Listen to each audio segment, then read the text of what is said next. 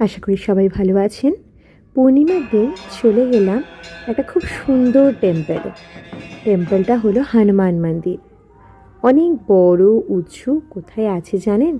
Eco পার্কের ঠিক অপোজিটে।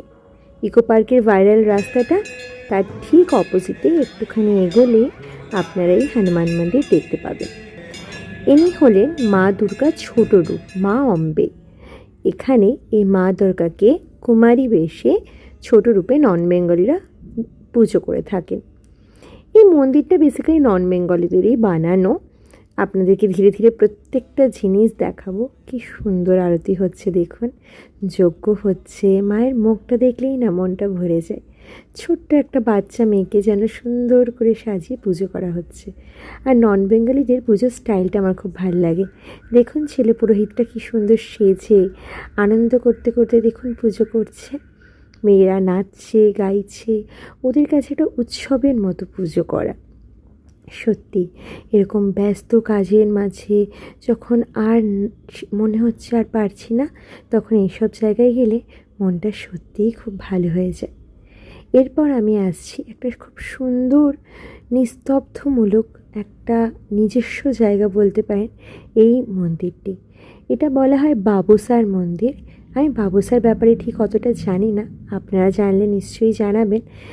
বলা হয় হনুমানেরই কিছু একটা রূপ, তবে সবাই খুব মানে এখানকার লোকেরা। অনেক স্বপ্ন পূরণ হয়।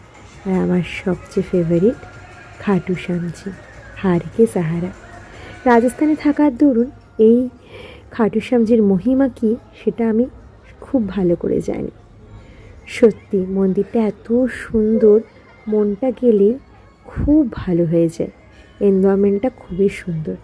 আমরা জানেন তো প্রসাদও পেয়েছিলাম। ওরা কচুরি প্রসাদ দেয় ভগবানকে।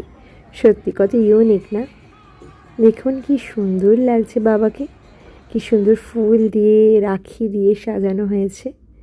আপনারা কখনো পারলে যাবেন কিন্তু। দিনটা ছিল পূর্ণিমা, তাই এই পূর্ণিমার চাঁদের আলো আর শ্রাবণের যে আলাদা একটা আলো, সেই দুটো মিলিয়ে একাকার হয়ে গেছে। সত্যি কিছু কিছু ক্ষেত্রে না স্পিরিচুয়াল ভাবটা নিজের মনের থেকেও আসে। আপনারা নিশ্চয়ই যাবেন, আর কেমন লাগলো এই ভিডিওটা জানাবেন। আমি চেষ্টা করব প্রত্যেক দিন খুব সুন্দর করে আপনাদেরকে ভিডিও তোলার। অ্যান্ড আপনারা একটুখানি লাইক করে পাশে থাকার চেষ্টা করবেন। আশা করি সবাই ভালো থাকবেন, আর আমাকে সাবস্ক্রাইব করতে ভুলবেন না।